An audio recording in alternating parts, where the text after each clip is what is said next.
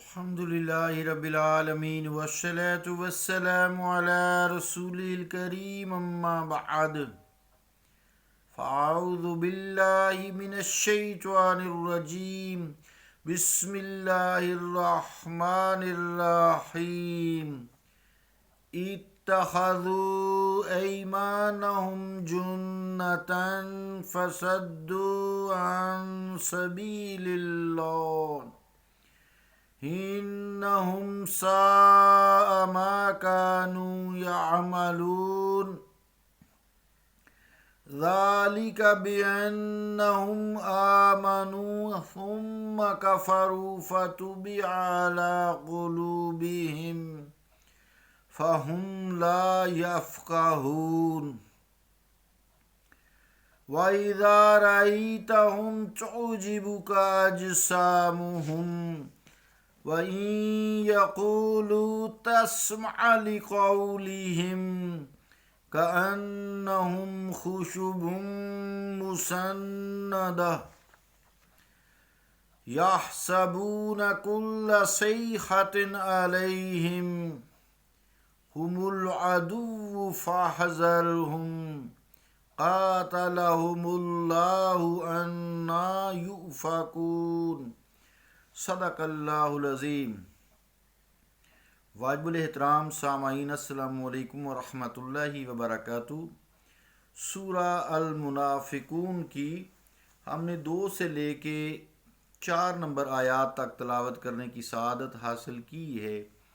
ان آیات کا ترجمہ یوں ہے: انہوں نے اپنی قسموں کو ڈھال بنا رکھا ہے، اسی طرح روکتے ہیں اللہ کی راہ سے، بے شک یہ لوگ بہت برے کرتوت کرتے ہیں۔ ان کا یہ طریقہ کار اس لیے ہے کہ وہ پہلے ایمان لائے، پھر وہ کافر بن گئے، پس مہر لگا دی اللہ تعالیٰ نے ان کے دلوں پر، تو اب وہ کچھ نہیں سمجھتے، اور جب آپ انہیں دیکھیں تو ان کے جسم آپ کو بڑے خوش نما معلوم ہوں گے، اور اگر وہ گفتگو کریں تو توجہ سے آپ ان کی بات سنیں گے۔ در حقیقت وہ بیکار لکڑیوں کی مانند ہیں جو دیوار کے ساتھ کھڑی کر دی گئی ہوں، گمان کرتے ہیں کہ ہر گرج ان کے خلاف ہی ہے، یہی حقیقی دشمن ہے، پس آپ ان سے ہوشیار رہیے۔ ہلاک کرے انہیں اللہ تعالیٰ، کیسے سرگرداں پھرتے ہیں۔ اللہ کا قول سچا ہے جو بڑی ہی عظمت والا ہے۔ عزیزان گرامی قدر، السلام علیکم ورحمۃ اللہ وبرکاتہ۔ آیت نمبر جو 2 ہے اس میں بتایا کہ ہر جھوٹا شخص چونکہ وہ جھوٹا ہوتا ہے، وہ سمجھتا ہے کہ میرے جھوٹ کی وجہ سے لوگ میری بات نہیں مانیں گے، تو وہ اپنے آپ کو سچا ثابت کرنے کے لیے قسمیں کھاتا رہتا ہے، ضرورت ہو یا نہ ہو قسمیں اٹھاتا رہتا ہے۔ یہی حالت منافقین کی ہے۔ یہ منافقین کی خصلت میں سے ایک خصلت بتائی گئی ہے کہ منافقین بھی ہر بات پر قسم اٹھاتے ہیں تاکہ اپنے آپ کو سچا مومن ثابت کر سکیں، اور کوشش میں اسی میں لگے رہتے ہیں تاکہ مسلمان ان کو مومن سمجھیں اور ان کو مال غنیمت یا دوسری جو او بھگت ہے وہ مسلمانوں کی طرح کریں۔ اللہ تعالیٰ فرماتا ہے کہ انہوں نے اپنی قسموں کو ڈھال بنایا ہوا ہے، اور اس کی آڑ میں وہ طرح طرح کے فائدے اٹھانا چاہتے ہیں۔ ایک تو یہ مسلمان ان سے وہی سلوک روا رکھیں جو مومنوں کے ساتھ سلوک کیا جاتا ہے، پھر ان کے جان و مال کی حفاظت بھی کی جائے، مال غنیمت سے انہیں حصہ بھی ملتا رہے، اور بھی کئی طرح کے ان کے کام یا ناز برداریاں برداشت کی جائیں۔ ان کے علاوہ اپنے آپ کو مسلمان ظاہر کر کے لوگوں کو یہ دوسرا کام یہ کرتے ہیں، اسلام سے روکتے ہیں۔ جب کوئی شخص اس بارے میں ان سے کوئی مشورہ طلب کرتا ہے تو اسلام سے متنفر کرنے کے لیے کہہ دیتے ہیں، جی ہم نے تو بڑا دین اچھا سمجھ کر اس میں ہم شامل ہوئے تھے، اسلام لے آئے تھے، لیکن ہم کئی سال گزر چکے ہیں، اس میں رہ کے دیکھا ہے کہ اس میں تو کوئی اچھی چیز نظر نہیں آتی، ہم تو خود غلطی کی ہے، بڑے دل برداشتہ ہیں. یہ منافقوں کی بات کر رہا ہوں. تم اس جال میں نہ پھنس جانا، خبردار رہو. اس طرح وہ پھر قسمیں اٹھا اٹھا کے دوسرے لوگوں کو جو ابھی مسلمان ہونا چاہتے تھے یقین دلاتے تھے. آیت میں جو لفظ ہے فصدوا عن سبیل اللہ، تو اس سے مراد ہوتا ہے خود رکتے ہیں اور اسلام سے منہ موڑتے ہیں اور لوگوں کو بھی اسلام سے باز رکھنے کی کوشش کرتے ہیں اور کر لیتے ہیں. آگے جو آیت ہے کہ ان کی یہ کیوں ایسا ہوا، ذالک بانہم آمنوا ثم کفروا، یعنی اس کی وجہ یہ بیان کی کہ زبان سے منافق تو ایمان کا اقرار کرتے ہیں لیکن ان کے دل میں کفر بڑا ہوتا ہے اور اپنے آپ کو اسلامی برادری میں شامل کرنے کے لیے طرح طرح سے یہ پھر فائدے اٹھاتے ہیں، لیکن جب اپنے شیطانوں کے پاس جاتے ہیں تو دوبارہ کفر کرنے لگتے ہیں. وَإِذَا خَلَوْا إِلَىٰ شَيَاطِينِهِمْ قَالُوا إِنَّا مَعَكُمْ إِنَّمَا نَحْنُ مُسْتَهْزِئُونَ، جیسا کہ سورہ بقرہ میں فرمایا گیا ہے کہ جب وہ اپنے شیطانوں میں داخل ہوتے ہیں یا ان میں بیٹھتے ہیں تو کہتے ہیں ہم تو تمہارے ساتھ ہیں، ہم تو ایسے ہی مسلمانوں کے ساتھ مذاق کر رہے تھے. سورہ بقرہ سے آئیے. اللہ رب العالمین جو فرماتا ہے فَطُوبِیَ عَلَىٰ قُلُوبِهِمْ، اسی آیت نمبر 3 میں، تو مراد یہ ہے کہ اس منافقت کی وجہ سے کہ زبانی کلامی مسلمان ہیں، دل کے اندر کفر ہے، چونکہ ایمان کا تعلق دل سے ہے اور دل میں ان کے کفر بھرا پڑا ہے، اس کو پکے اس پر وہ کاربند ہے. تو اللہ تعالیٰ نے اس کفر کی وجہ سے، اس دوغلی پالیسی کی وجہ سے ان کے دلوں پر مور لگا دی ہے اور ان سے حق کو سمجھنے اور حق پذیری کی استعداد ہی چھین لی ہے، اور ان کے دل کی وہ آنکھ جو نور حق کو دیکھے بند کر دی گئی ہے، اور ان کی وہ آنکھ جو اللہ تعالیٰ کی صفات کو، وحدہ لا شریک کی صفات کو دیکھے، وہ اندھی کر دی گئی ہے. وہ اب نور حق کو دیکھ ہی نہیں سکتے، اور اگر دیکھ بھی لیں تو پہچان نہیں سکتے.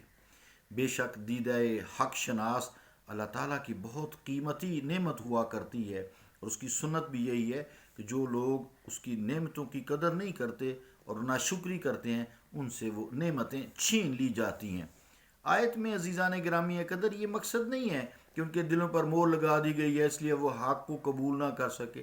یہ تو پھر کوئی ایسی بات نہ ہوئی نا، ایسی کوئی بات نہ ہوئی. مراد یہ ہے انہیں جو اختیار دیا گیا تھا کہ دین اسلام کو اختیار کریں یا کفر کو، تو انہوں نے اپنا اختیار استعمال کرتے ہوئے کفر کو استعمال کیا، اس لیے حق کو قبول نہ کیا، اور پہم ان کے کفر کی وجہ سے، کفر سے چمٹے رہنے کی وجہ سے ان کے دل پر مور لگا دی گئی ہے. ان سے حق قبول کرنے کی اب صلاحیت ہی چھین لی گئی ہے جو انہیں بخشی گئی تھی. لیکن جب وہ جان بوجھ کر حق سے روگردانی کرتے ہیں تو اللہ رب العالمین ہر ایک کو ایسا ہی کرتا ہے. اللہ رب العالمین ہمیں معاف فرمائے. آگے جو 4 نمبر آیت ہے وَإِذَا رَأَيْتَهُمْ تُعْجِبُكَ أَجْسَامُهُمْ، یہاں سے تو عبداللہ بن ابی، یہ منافقوں کا حلیہ بیان کیا جا رہا ہے، ان کی شیرینی زبانی اس آیت میں بیان کی جا رہی ہے، ان کا خوف بیان کیا جا رہا ہے. اللہ تعالیٰ نے ان کو بددعائیہ کلمات سے آگاہ کیا ہے. اس میں عبداللہ بن ابی جو منافقین کا سردار تھا، جد بن قیس اور موتب بن قشیر شکل و صورت کے اعتبار سے بڑے ہی خوبصورت تھے. ان کے چہروں پر نگاہیں کسی کی جو ڈالتا تھا ٹک جاتی تھیں. اس کے ساتھ ساتھ یہ پرلے درجے کے باتونی بھی تھے اور چرب زبان بھی تھی. آج بھی دیکھیں یہ جو غلط کام کرتے ہیں نا، بڑے میٹھی زبان ان کی ہوتی ہے، بڑے باتونی ہوتی ہیں، باتوں باتوں میں لگا کر لوگوں سے اپنا کام نکلواتے ہیں. ان کی گفتگو سن کر انسان اش اش کر اٹھتا تھا. تو اللہ تعالیٰ فرماتا ہے کہ ان کے جسموں کو دیکھا جائے تو یہ بڑے خوبصورت دلکش معلوم ہوتے ہیں. ان کی گفتگو سنی جائے تو کان کہتے ہیں اور سنائیں. یہ بچیں ایسے لوگوں سے، اب بھی یہ دین فروش ایسے ہی ہیں. میں ان کو کافر نہیں کہہ رہا، نہ منافق کہہ رہا ہوں، دین فروش کہہ رہا ہوں، جن کا ذریعہ معاش دین ہے، بس ہولے ہولے ہولے کر کے اپنا کام ڈالتے رہتے ہیں. لیکن اگر اے عزیزان گرامی قدر حقیقت پہ نظر ڈالی جائے تو پتہ چلتا ہے کہ یہ جمالی خربوزے ہیں. باہر سے بڑے خوبصورت ہیں، اندر سے یہ پھیکے ہیں، جمالی خربوزے ہیں.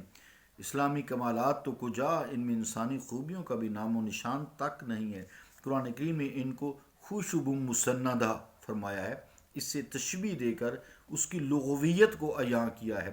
خوشب کا معنی ہوتا ہے لکڑی، اور مسندہ کا معنی ہوتا ہے جسے دیوار کے ساتھ کھڑا کر دیا جائے.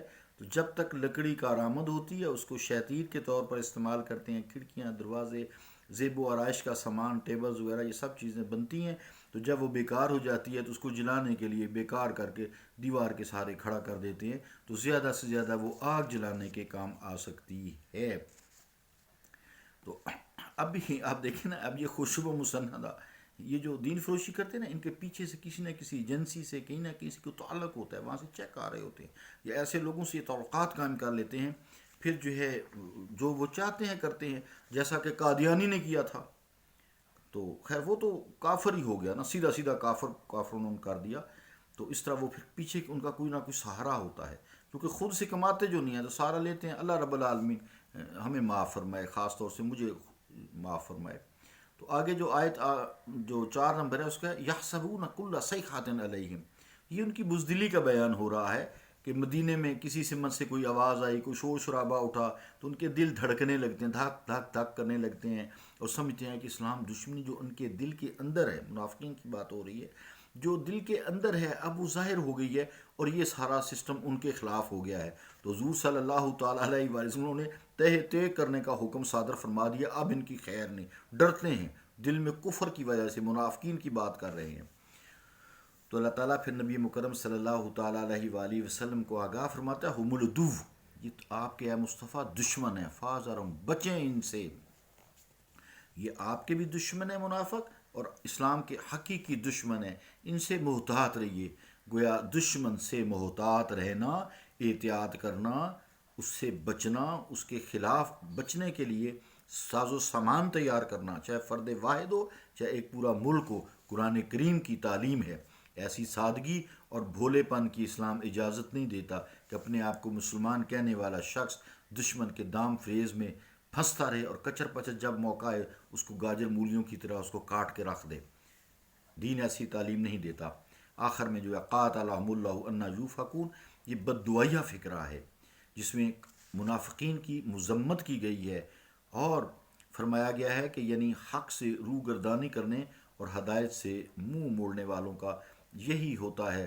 انا یوفکون جو ہے یعنی اظہار تعجب کے لیے ہے کہ اتنی روشن دلیلوں کے باوجود اور میرے رسول مقبول صلی اللہ تعالیٰ علیہ وآلہ وسلم کی نورانی گفتگو سننے کے باوجود یہ حق سے روگرداں ہیں، منہ موڑے ہوئے ہیں۔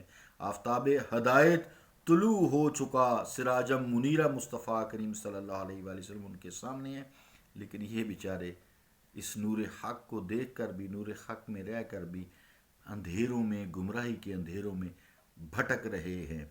صلی اللہ تعالیٰ علی رسول خیر خلقہ محمد وعلی آلہ واصحابہ اجمعین برحمتک یا ارحم الراحمین۔